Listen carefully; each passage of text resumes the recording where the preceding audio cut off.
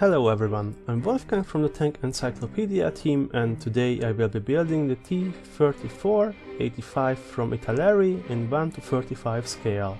I would like to mention that this video has been kindly sponsored by Italeri, as they sent us this nice kit. While I am grateful to them for their graciousness, you will get my honest thoughts on the kit and its quality. Let that much be clear. Before we start digging in deeper, it is important to mention that the kit includes a detailed transmission, engine and fighting compartment. This is a first for me, so I'm quite interested in how this will go. Anyway, let's get to the build. The first step is to assemble the cover for the drive wheels and transmission. Simple enough.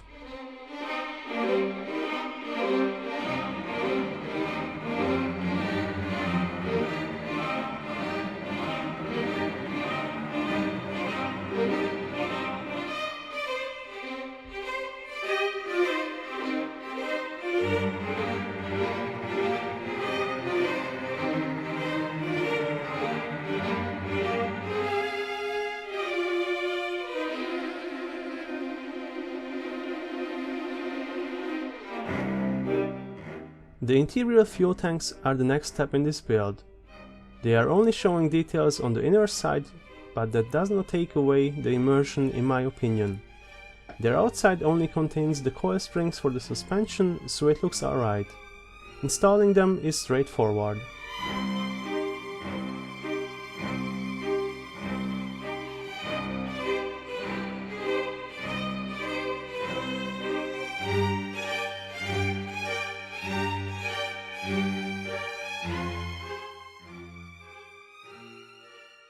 You may think, what are these odd proportions on this tank?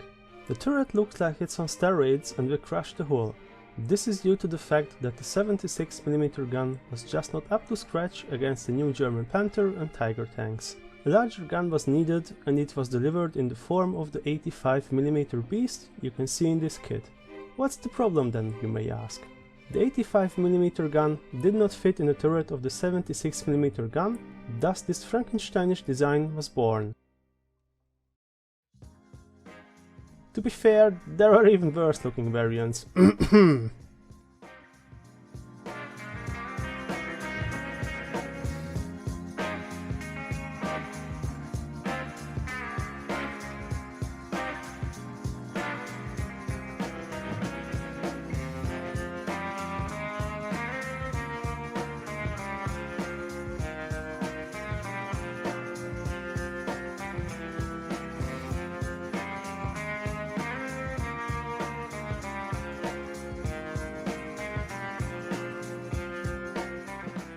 Next on, the engine.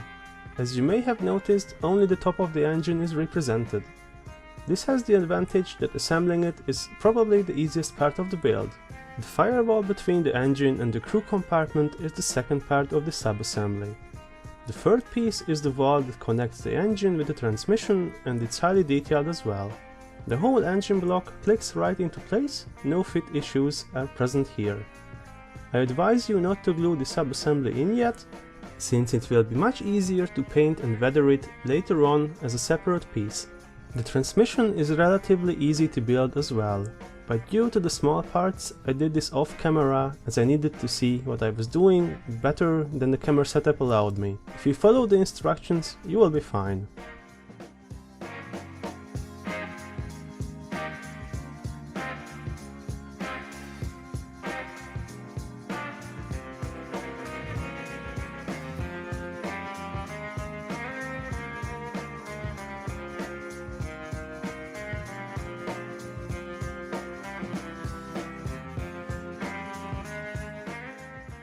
Let's move to the upper hull.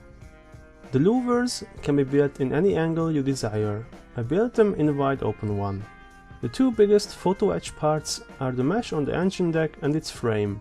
The angle on the back of the photo etch parts can be achieved by rolling them over a rod until it conforms to the shape of the engine deck. Some cyanoacrylic glue tapped at the corners is enough to hold them in place, and the parts can still be removed later if needed.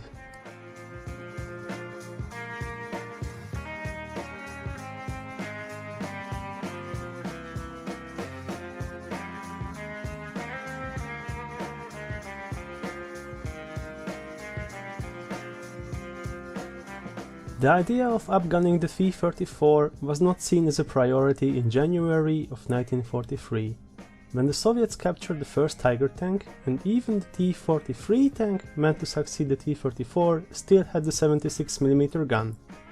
This would however come back and bite them in the rear. Later on, after the Battle of Kursk, it was decided that a bigger gun had to be installed on the T-34. In June of 1943, the first prototype of the 85mm D5 gun was completed at the artillery plant number 9 in Sverdlovsk. From then on, the production of the T-34-85 was relatively fast in tank design terms. A little side note regarding the fit issues of the gun. At first it was decided to put the D5 guns on the Su-85 tank destroyers until the whole bigger turret issue was solved.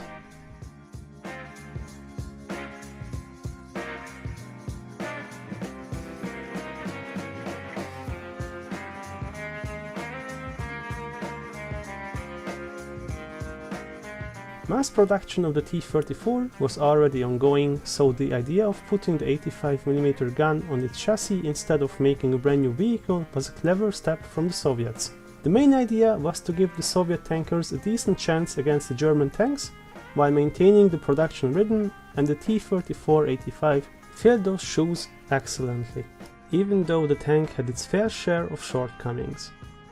The vehicle was cramped due to the sloping armor and the large amount of internal space taken up by the suspension. It had no turret basket, the armor was getting obsolete, God help the poor bow machine gunner, and the T-34 reached the dubious achievement of being the most destroyed tank of the Second World War, with around 45,000 being irrecoverably destroyed. That's almost twice more than the total number of tanks the Germans built in total.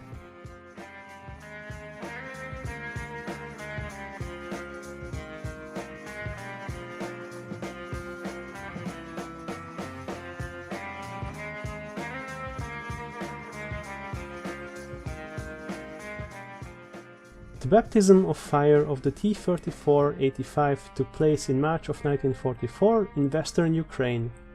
Early experiences with the tank were quite good and gave a much needed morale boost to the exhausted troops. However, the first tanks were rushed to the battlefield and the crews only had a few hours to get accustomed to the new equipment.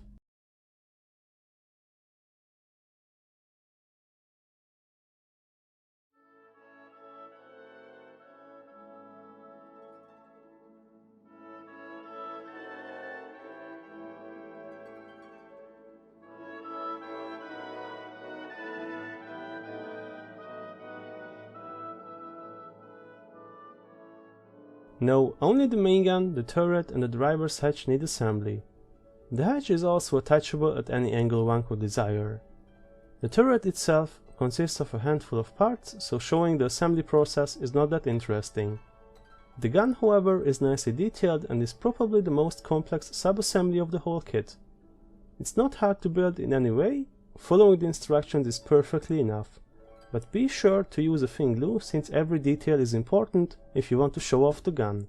One thing that I would have liked is a slide molded barrel, but the two-piece mold was not bad either. There are pretty cheap aftermarket aluminium barrels widely available anyway.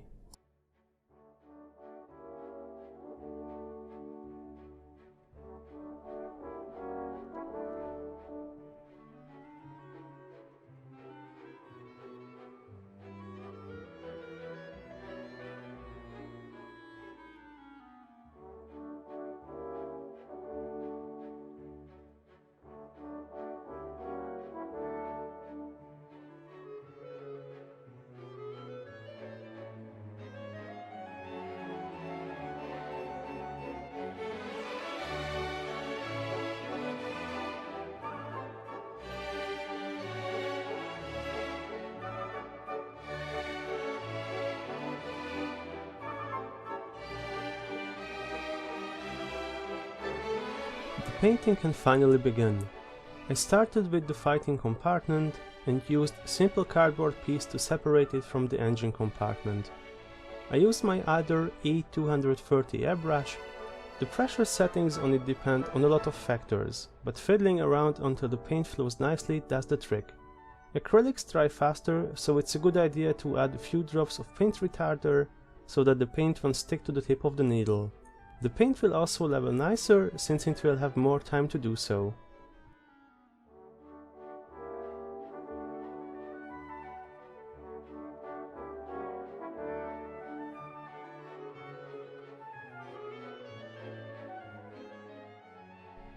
Don't forget to paint all surfaces that will be visible, so pretty much everything in case you are building a kit that shows off every possible part inside and outside.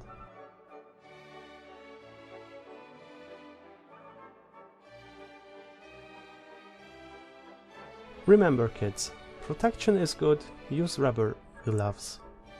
I did not since I needed to buy a new pack and the store was already closed. Plan ahead if you want to do it right. Also, your significant other won't scream in terror if you spill red paint on your hands.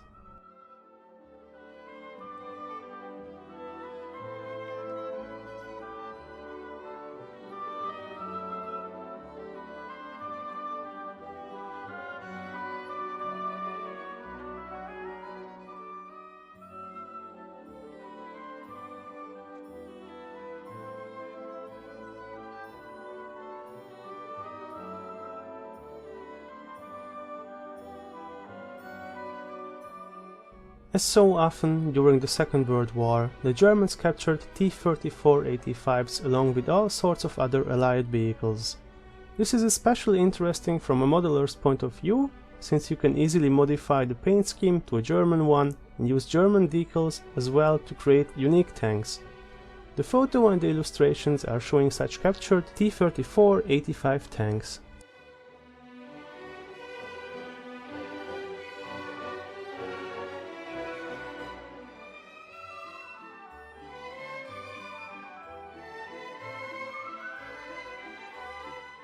The instructions mention Zavod 183.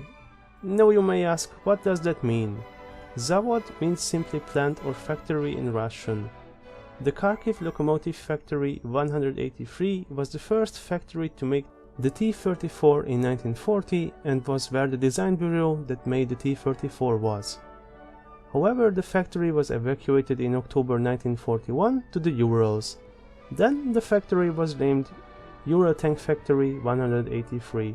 The factory produced T-34s in this location until December 31st in 1946, being the last factory to make the T-34 in the USSR. Each factory had its own differences in parts that have been used and production methods, meaning that a whole lot of differences are present in T-34s overall.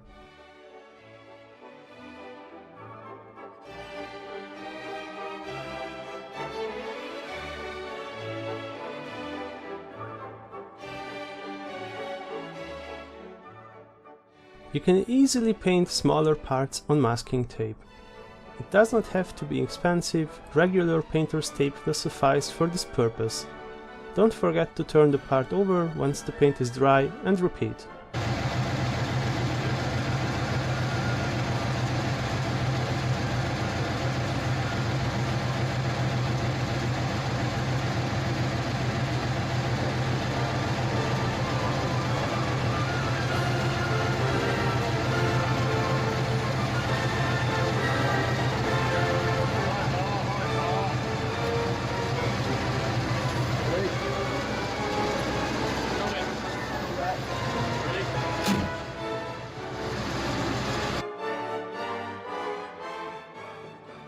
As you may have noticed, I sprayed the engine compartment in a red oxide color, but I have seen a lot of photos that show it painted in white.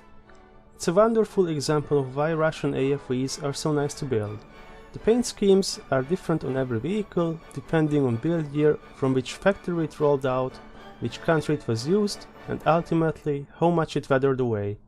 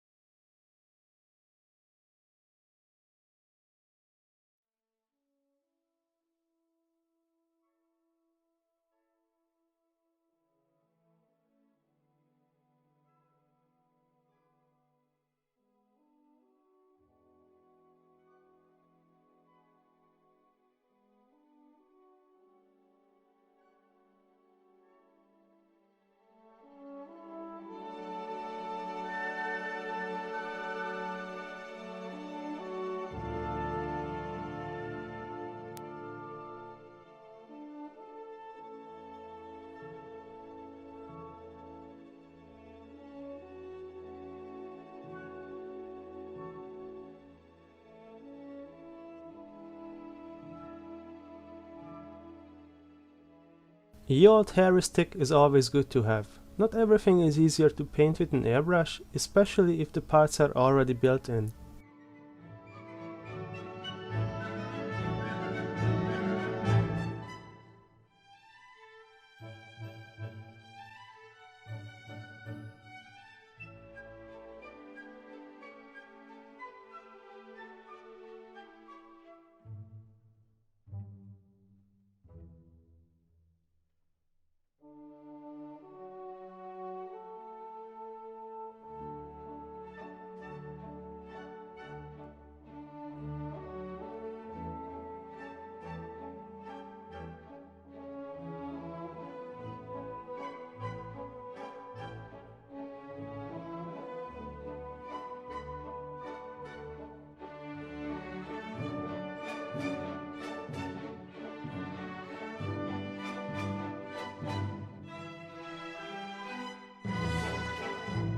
An alternative way to make metal parts more realistic is to brush metallic pigments on the raised parts.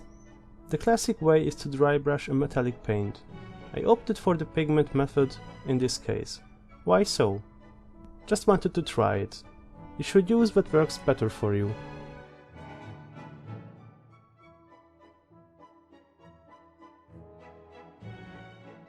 You may wonder, why am I not priming my kits?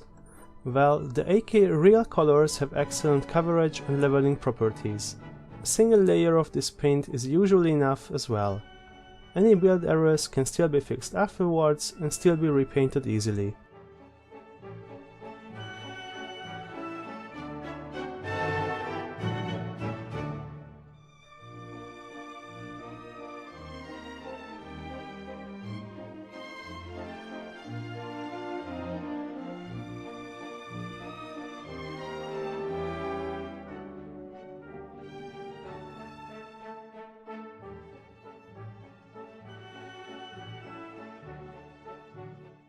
Masking the already painted parts is key to avoid overspray.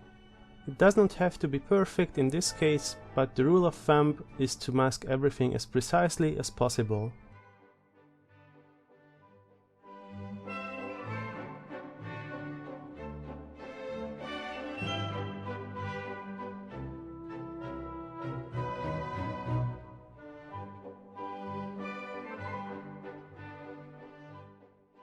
The technical specifications and capabilities are well balanced in the T-34-85.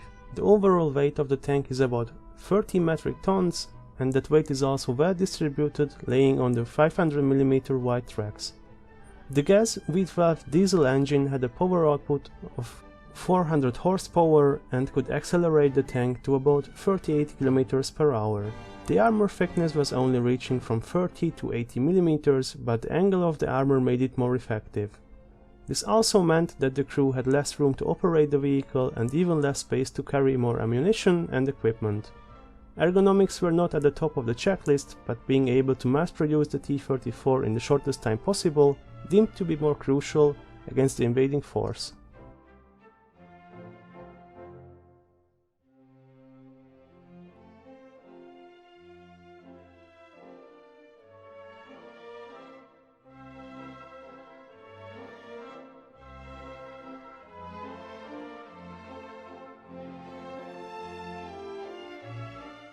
I wanted to create some highlights.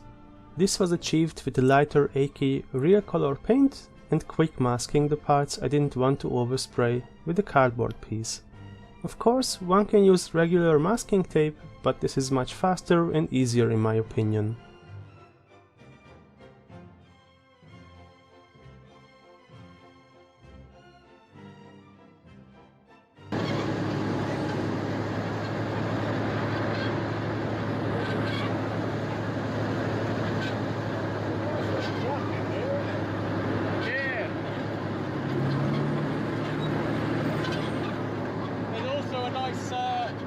Soviet tank engine there in German colours.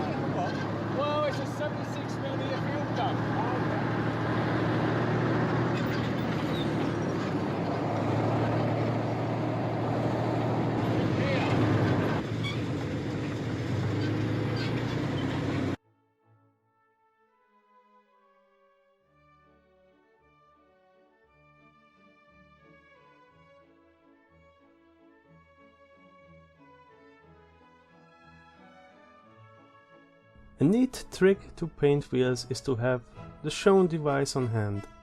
You can buy one for 1 to 2 euros at your local office utility shop. It will save you from hell of a lot of masking work and cursing.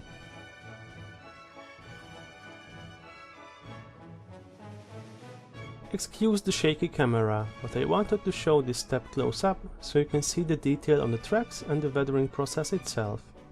After applying ochre and red pigments, I use a dry, clean brush to remove some rust where the wheels would remove it naturally.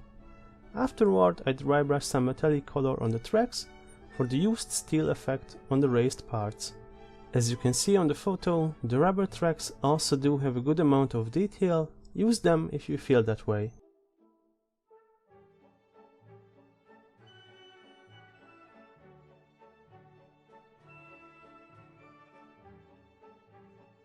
I want you to show the easiest weathering effect I use currently. If you don't want to do the hairspray technique, I recommend the sponge technique for scratches. A regular sponge was used to gently tap on a really small amount of rust-colored paint. Keyword is small amount of paint. Imagine a dry brush technique, only with the sponge and tapping movements. A random mix of German red brown, choco brown and black was used. Don't mix it to one unified color, instead have all three flowing together a little. It will be more realistic. Take more time to scratch up corners and parts that were often used by the crew, such as handles, bars and maintenance doors.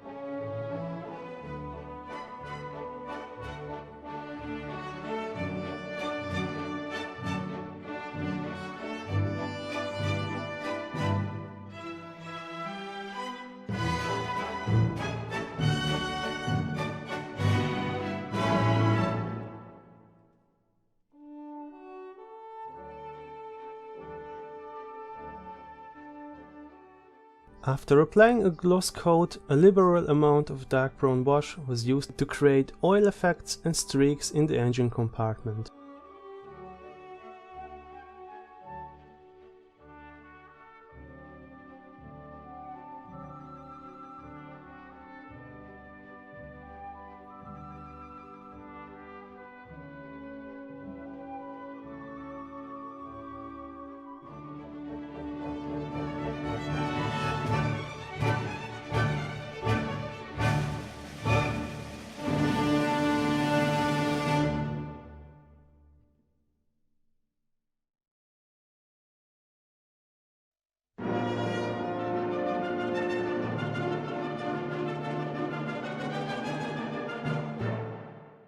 A light brown, reddish wash was used to make the chipped areas have some rust marks.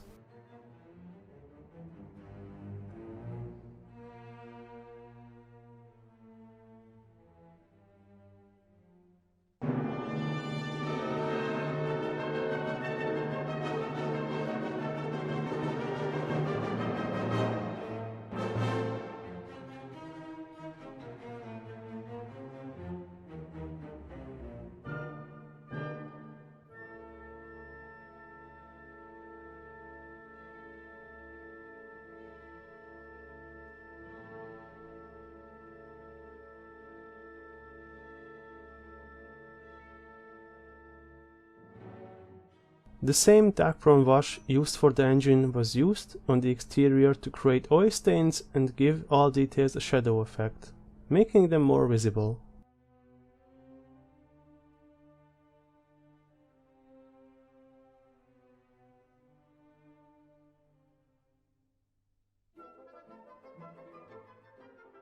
Again, I used a brush with some white spirit to remove excess wash.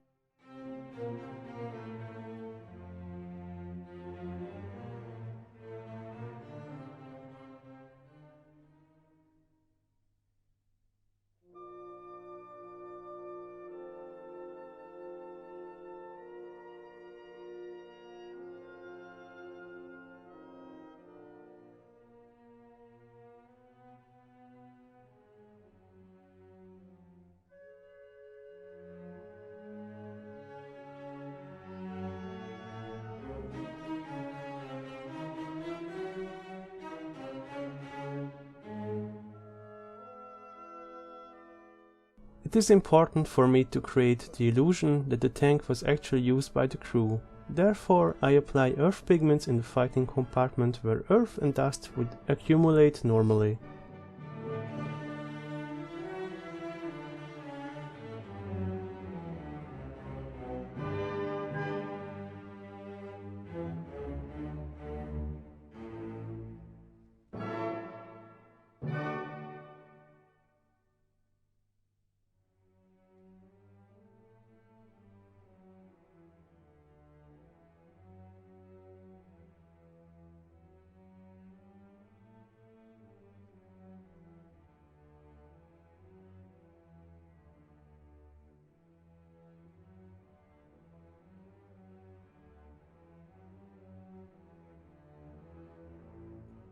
The wheels and the lower hull get the same earth pigment treatment as the fighting compartment for good measure.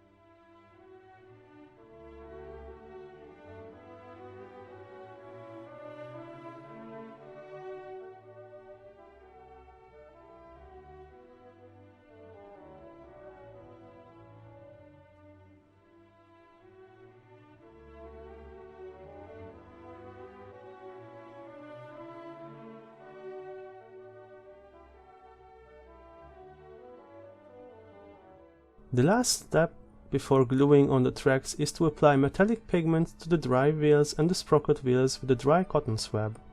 I wanted to include the footage where I glued in the tracks, but I bought cheap glue and immediately regretted my decision by gluing few of my fingers together. I'm used to another consistency. Be smart, not like me. Otherwise, it's easy to do so.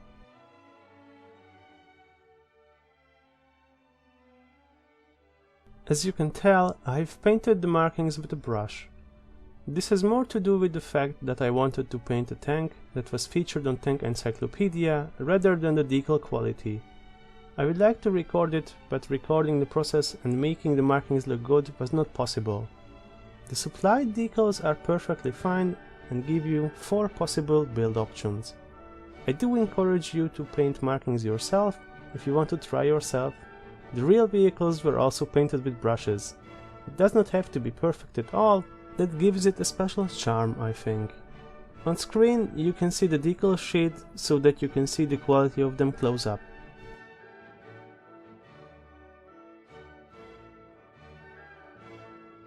The only step I skipped are some really tiny photo etch parts on the right side of the hull. I just had no desire to fiddle around without a PE bending tool, and one can always put a wooden log on the side instead of those parts, or just leave them out of the build.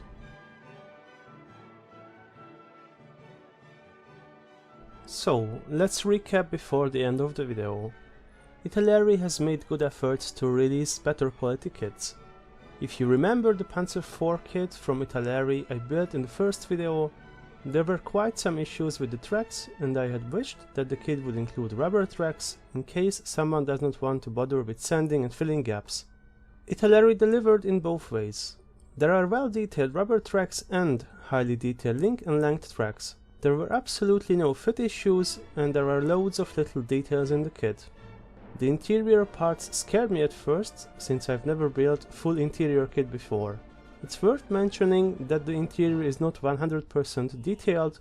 The bow machine gunner's ammo rack is missing, for example, and the turret interior only contains a radio and some vision ports besides the obviously prominent gun. The loader's cradle is not included, nor are the additional shells that would take place in the hull, or any sort of fire prevention equipment and cabling. But let me tell you, this is a really good kit to start interior builds. It's not overwhelming anyone, and the detail it delivers still looks fantastic. The addition of wires for the towing cables is a solid idea, and the photo etch parts look amazing. And Honestly, I really try to find more flaws to highlight so that it doesn't look like I sold my soul to Italeri, but honestly, it is really good. The price point is somewhere in the average range. During the time of the review, the kit sold from 45 euros to 50 euros and is completely worth the asking price in my opinion. I would like to thank Italeri for this amazing kit and their kind support so far. They have done an amazing job and deserve their praise. If you like this video and want to see more tank related content on our page and on YouTube, please visit our Patreon campaign and consider donating. For more interesting content, visit one of the shown outlets. Thanks for watching this video. Next time we will take a look at something more tiny and oriental.